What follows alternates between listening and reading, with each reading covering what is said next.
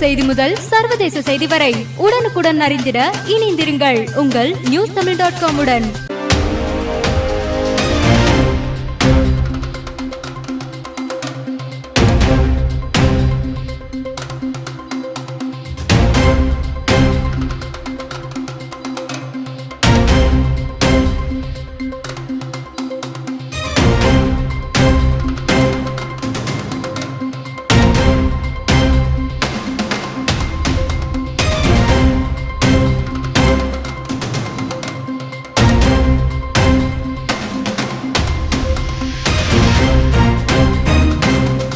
நகராட்சி பக்கத்தில் ஆகவே தான் இதை எலெக்ஷன் செலக்ட் பண்ணி இங்கே வந்திருக்கேன்.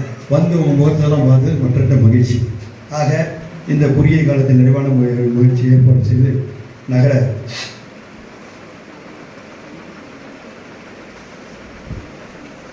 கூட்டத்தை ஏற்பாடு செய்திருக்கின்ற நம்முடைய மாவட்ட நகராட்சியுடைய கமிஷனர் சரண்யா IAS அதிகாரி, இந்தியாவில் பல IAS உருவாயிருக்கலாம். அவங்க தரவரிசையில் பட்டியலில் பார்க்கும்போது பார்த்தீங்கன்னா நம்முடைய சகோதரியார் 3வது இடத்துல பெற்று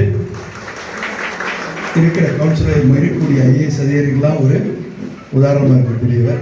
ஏன்னா பெண்கள் படிப்பறிவு இல்லாத இந்த காலகட்டத்தில் இந்த அளவுக்கு பார்த்தீங்கன்னா முன்னுரிமை பெற்று குறிப்பாக நம்ம தமிழ்நாட்டில் தான் 51% பார்த்தீங்கன்னா வேலை வாய்ப்பிலே பெண்கள் இருக்காங்க. அதே மகத்தான மாபெரும் விஷயம்.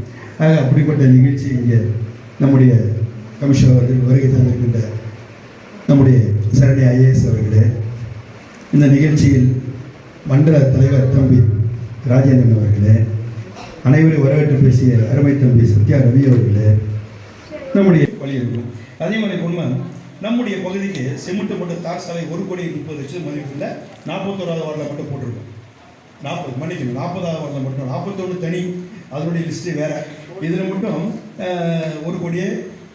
இதில் வேறு 2 பேரும் ஒரே தகராறு, இவருக்கும் அந்த கவுன்சிலருக்கும். யார் அந்த அந்தம்மா பேருனா சாந்திமா, அந்தம்மா ஒரே சண்டை. உங்கள்கிட்ட ஒரே 2க்கும் என்ன எங்களுக்கு இவருக்கு 7 வேலை வச்சுட்டாங்க, அந்தம்மாவுக்கு 4 வேலை வச்சுட்டாங்க. 3 வேலை எப்படி இவருக்கு குறைச்சி வச்சிங்க அப்படின்னு ஒரே சண்டை என்கிட்ட, பெரிய லெவலில் சண்டை மட்டும் இல்லாமல் அந்த கட்சியுடைய தலைவர் திருமாவளவன் போய் ரிப்போர்ட் பண்ணுறேன். இதை மாதிரி எனக்கு அவர் என் பேரை சொல்லி மேயர் பேரை சொல்லி கமிஷனர் பேர் சொல்லி வேலை தர மாட்டுறாங்க. உன்னை என்கிட்ட அவர் ஃபோன் பண்ணார், என்னென்ன இந்த மாதிரி பணிகள் எங்கள் ஆளுக்கு நீங்கள் உருவாக்கின ஆள் தானே கம்மியாக இருக்குது, அவருக்கு வேலை கம்மியாக கொடுத்துருக்கீங்க. நான் என்ன பண்ணேன், சட்டன் கூப்பிட்டு கமிஷன் கூப்பிட்டு, மேடம் எவ்வளோ வேலை கொடுத்து பார்த்தாக்கா கடந்த முறை அவருக்கு இவருக்கு 2,80,00,000 கொடுத்துருக்குறோம்.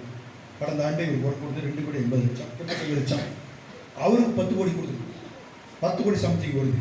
அதை அவர் மறைச்சிட்டார். அப்புறம் மொத்த லிஸ்ட் எடுத்து பார்த்தா 48 வார்டில் அவருக்கு அதிகமாக வேலை செய்திருக்குது.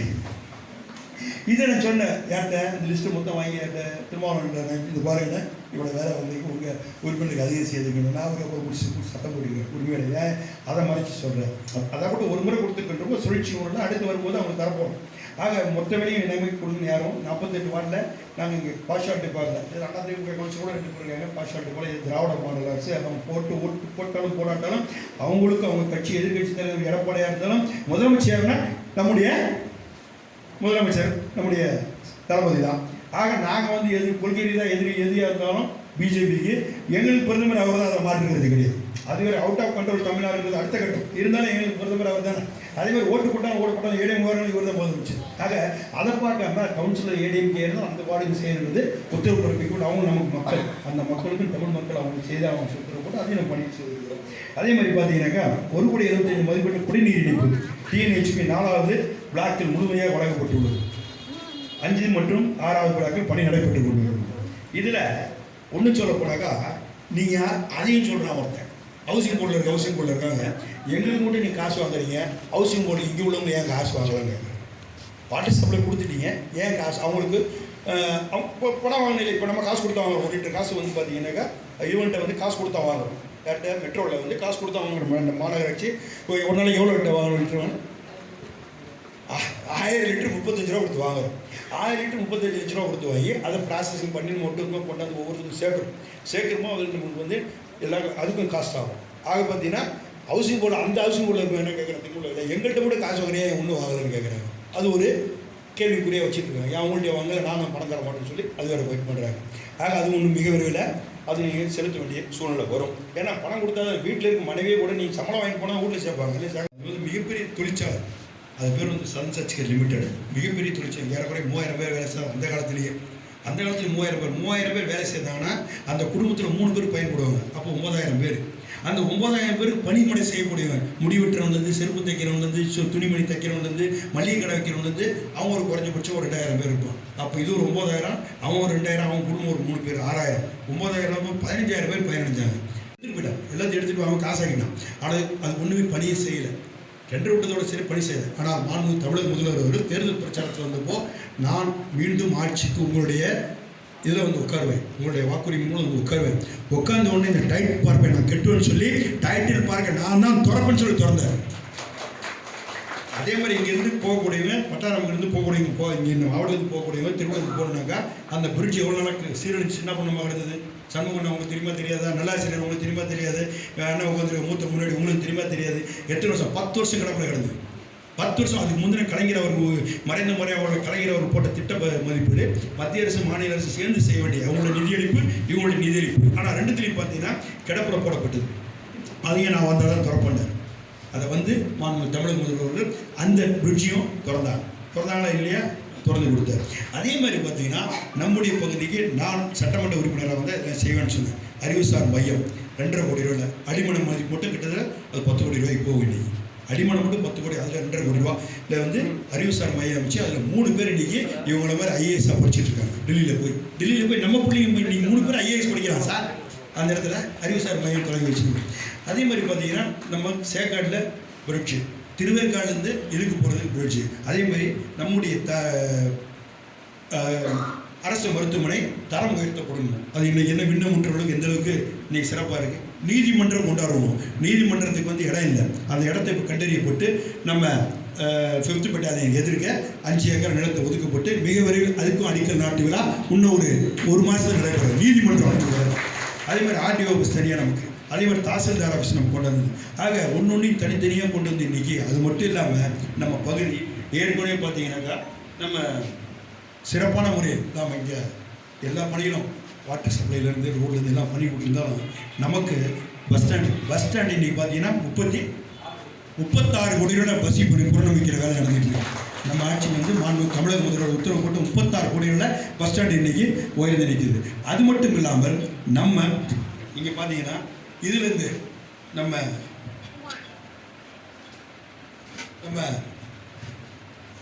கோயம்பேடுலேருந்து அண்ணா நகர் வழியாக இங்கே வருவதற்கு மெட்ரோ ட்ரெயின் 16 கோடியா 9500 கோடியில் மெட்ரோ ட்ரெயின் திட்டத்தையும் நம்ம இன்றைக்கி நடைமுறைப்படுத்தப்பட்டு அந்த திட்டப்பணியெல்லாம் முடித்து பணியில் மிக விரைவில் துவங்க இருக்கின்றன.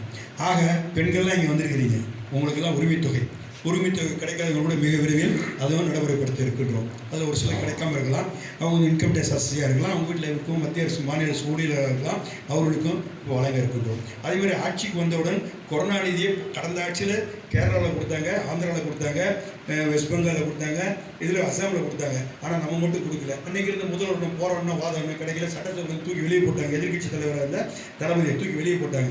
ஆனால் அப்போ சொன்னார், பேட்டி கொடுத்தார், நான் ஆட்சிக்கு வருது மக்களுடைய ஆதரவு ஆட்சிக்கு வருவேன் வந்தால் அந்த 5000 நான் தருவேன்னு சொன்னார். அவர் 1000 ரூபா கொடுத்தார். தேர்தல் வந்ததுக்கான உள்ளாட்சி தேர்தல் இருந்ததுக்கு 1000 ரூபா கொடுத்தார். அந்த 1000 ரூபா போய் 4000 கொடுத்தாரா இல்லையா? இன்றைக்கி கொடுத்தாங்களா இல்லையா? ஆனால் இல்லை, எல்லாருக்கும் 4000 எல்லாரும் கொடுத்தாரு. அதே மாதிரி பார்த்தீங்கன்னா இன்றைக்கி உரிமைத்தொகை 1000 ரூபா. 1 கோடி நம்ம ரேஷன் கார்டு மட்டும் பார்த்தீங்கன்னாக்கா 1 கோடி 60 லட்சம் பேருக்கு இன்றைக்கி மனு பண்ணாங்க. அதில் தகுதி உள்ளவங்கன்னு சொல்லி 1 கோடி 16 லட்சம் பேர் கொடுத்தாங்க. மீதி பேருக்கு பண்ணியிருக்காங்க. அதுவும் மிக விரைவில் அது ஒன்று அடுத்த மாதம் வந்து எஃபெக்ட் தர போகிறாங்க. அந்த 1000 ரூபாவும் எஃபெக்ட் தர போகிறாங்க. வேறு 1000 ரூபா. அதே மாதிரி மகளிர் இருக்கீங்க இத்தனை பேர் பார்த்தீங்கன்னா இலவசமாக பஸ்ஸில் பயணிக்கிறீங்க. இலவசம் அது பேர் வந்து விடியல் பயணம் வச்சார். அந்த விடியல் பயணத்தில் இன்றைக்கி மகளிர்லாம் போகிற சந்தோஷமாக இருக்குது. அவங்க இன்றைக்கி பார்த்தீங்கன்னா தமிழ்நாடு ஃபுல்லாக இன்றைக்கி மொத்தம் ஏதாவது பயணிச்சிருக்கீங்கன்னா 798 கோடி முறை பயணிச்சிருக்கிறீங்க. 798 கோடி முறை தமிழகம் மூலம் கன்னியாகுமரி பொன்னேரி வரைக்கும் கும்மிடிப்பூண்டி வரைக்கும் திருவட்டூர்லேருந்து இங்கே பொள்ளாச்சி கேரளா பார்டர் வரைக்கும் நம்ம இருக்க மகளிர் வந்து அவ்வளோ பேர் பயணிச்சிருக்கு. ஒரு நாள் ஒன்றுக்கு ஒரு மாதத்துக்கு ஒரு பெண்களுக்கு வந்து 888 ரூபா மிச்சப்படுது. ஒரு நாள் ஒன்றுக்கு ஒரு மாதத்துக்கு ஒரு பெண்ணு வந்து 838 ரூபா மிச்சப்படுது. அந்த பணத்தை மட்டும் உங்கள்கிட்ட பணத்தை வாங்கியிருந்தாக்கா, டிக்கெட்டுன்ற பேரில் பணத்தை வாங்கியிருந்தாக்கா ஏறக்குறைய பார்த்தீங்கன்னா 8000 கோடிக்கு மேலே அரசுக்கு வருமானம் வந்திருக்கும். ஆனால் அது ஒரு சுமை தான். இருந்தாலும் மாண்பு தமிழக முதல்வர் அவர்கள் அதை சுகமான சுகையாக கருதி கொண்டு இன்னைக்கு பண்ணிட்டாங்க. அதே மாதிரி வந்து ஒன்று, நீங்கள் போட்ட ஓட்டு பிச்சையில் தான் எம்எல்ஏ, அது தெரிஞ்சுங்க. உங்கள் வீட்டு வேலைக்காரன் நான், எங்கள் வேலைக்காரனை நீ பயன்படுத்தி. அப்படியா? ஏவா ஒரு பைபிளில் ஒரு வாசகம் வரும், அந்த ஜான் எனக்கு தெரியும், தன்னைத்தான் தாழ்த்துவான் உயர்த்தப்படுவான். அது மாதிரி நான் தாழ்த்து உயர்றேன். அப்படியே வச்சுக்க சாயிரம்.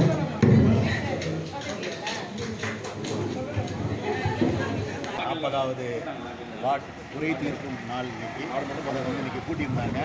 எங்களுடைய கவுன்சிலர் ரவி அவர்கள் வந்து இதை வந்து ஏற்பாடு பண்ணியிருந்தாங்க. இன்னைக்கு எல்லாரும் வந்தாங்க. நம்மளுடைய நாசர் அண்ணன் அவங்களும் வந்திருந்தார், சேர்மன் அவரும், நம்மளுடைய மந்திரி அவரும் வந்திருந்தாங்க. அதுக்கப்புறம் சேர்மனும் வந்து எல்லாரும் கலந்துக்கிட்ட இடத்துல நம்மளுடைய கமிஷனரும் கலந்துக்கிட்டாங்க.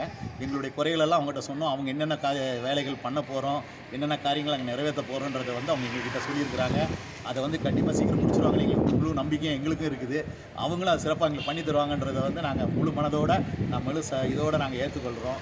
அதனால் அவங்களுக்கு எங்களுக்கு மனமார்ந்த வந்து இதை வந்து ஏற்பாடு பண்ணி செஞ்ச இந்திய கால சூழ்நிலைக்கு எல்லாம் கேட்டு எங்களோட இருந்து உறுதுணையாக இருந்து மக்களாக இருந்து இந்த குறைகளை கேட்டு இந்த பணிகளை செஞ்சதுமைக்காக உங்களுக்கு எல்லாருக்கும் எங்கள் மனமார்ந்த வாழ்த்துக்கள் இந்த குடியிருப்பு சார்பில் நாங்கள் எல்லாருக்கும் தெரிவிச்சுக்கிறோம். நன்றி, வணக்கம். பேர் சார்? என்னுடைய பேர் வந்து ஜான்குமார். 4வது பிளாக்கில் இருக்கிறேன். முன்னாடி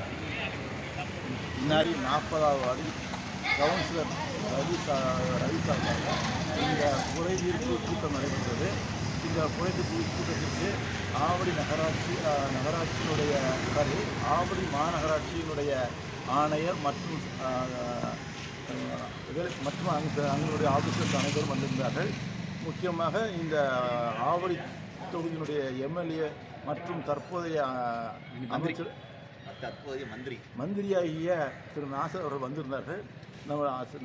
இந்த பகுதியில் உள்ள அனைத்து குறைகளையும் கேட்டு அறிந்து கொண்டார்கள். அதற்கும் நிவர்த்தி செய்ய அனைத்து வேலைகளையும் ஏற்பாடு செய்கிறேன் என்று கூறியுள்ளார்கள். அதற்கான பண ஒதுக்கீடும் கொடுக்கப்பட்டுள்ளது என்பதையும் தெளிவாக கூறினார்கள்.